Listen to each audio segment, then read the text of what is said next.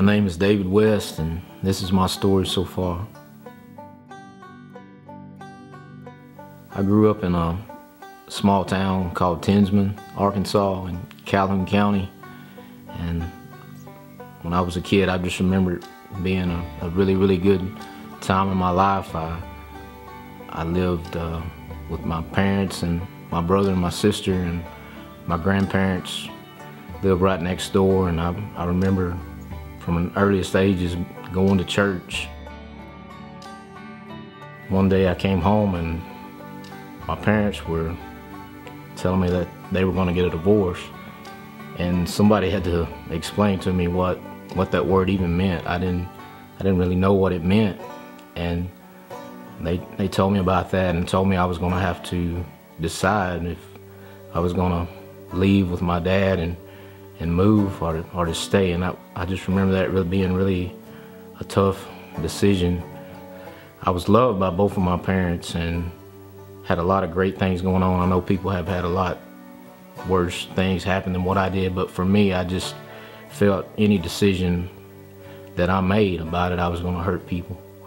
Whatever I chose was going to hurt somebody. But ultimately, being a boy and loving sports and hunting and fishing, I chose to go with my dad. When I say I like baseball, I love baseball. It was kind of my life, and I associated how well I did in that to my value. And I had played that summer on an American Legion team and had really had a bad end of the season, a bad tournament where I made errors and where I hadn't gotten a hit for 4 or 5 games. And that sounds kind of not that big of a deal, but for me, it kind of humbled me. And during that time, I was just searching for purpose and for meaning in my life.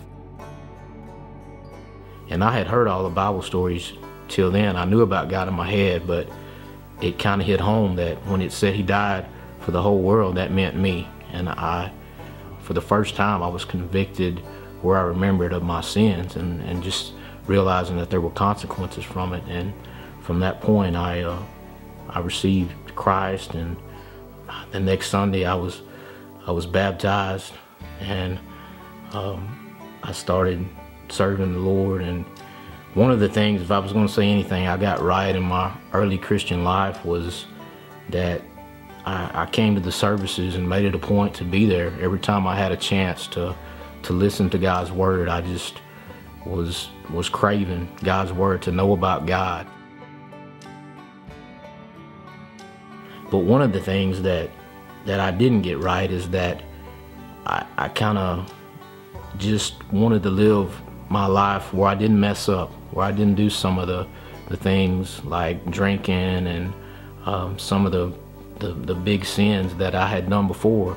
I spent more focusing on just not messing up instead of really being used to impact the people around me. I kind of isolated myself, and I went to a place where I was just trying not to mess up.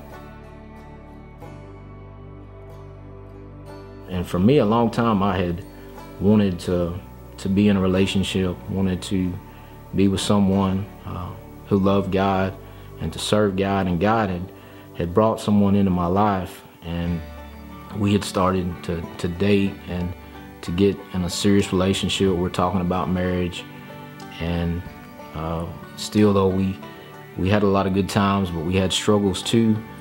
And the way I come to Pauline for the first time to visit was we had been, like I said, we'd been having some struggles, and she had got this bulletin from Pauline that Brother Chad was gonna speak about relationships, and she wanted to come hear that sermon. And I said, okay. So we came and we listened to the sermon. That next week, Brother Chad, him and Randy Montgomery came to visit me, and it made an impact on me because I was living in this little town called Herbie, and not only could I not get a internet there, they kind of piped sunlight into Herbie. It's like way back in the sticks. And I got into the part about just how I had become numb in my walk with the Lord, and I was still going to church, but something was just missing. And when he was talking to me, he mentioned a verse in Proverbs about how iron sharpens iron. He told me that, well, maybe if you get around like-minded believers that are dedicated to the cause of Christ to serve with, that can breathe life back into our spiritual walk. The relationship that I was in, it didn't work out. It brought me to a point where I finally just said, okay, God, what do you want me to do? Where do you want me?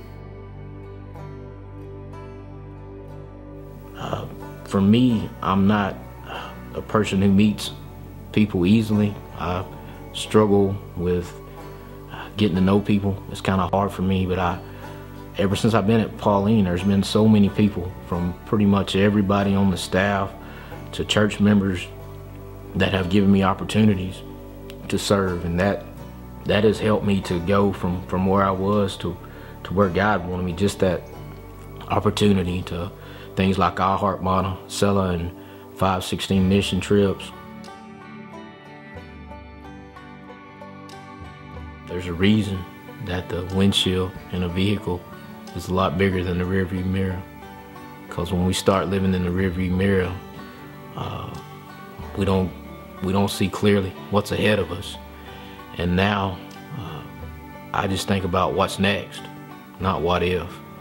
And even though I've missed opportunities and made mistakes, I'm just at a place, hopefully, that I will remember that it's not complicated. God just wants us to delight ourselves in Him. In Psalms it says, if we delight ourselves in the Lord, then He'll give us the desires of our heart.